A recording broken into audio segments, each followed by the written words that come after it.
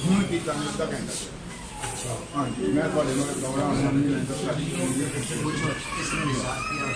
एक डॉक्टर रात वाले ने कहा कि इसका जिगर खराब है, दूसरा आप ही आया उसने कहा कोई जिगर खराब नहीं, गलत टेस्ट दिया है ये बात हम बाद में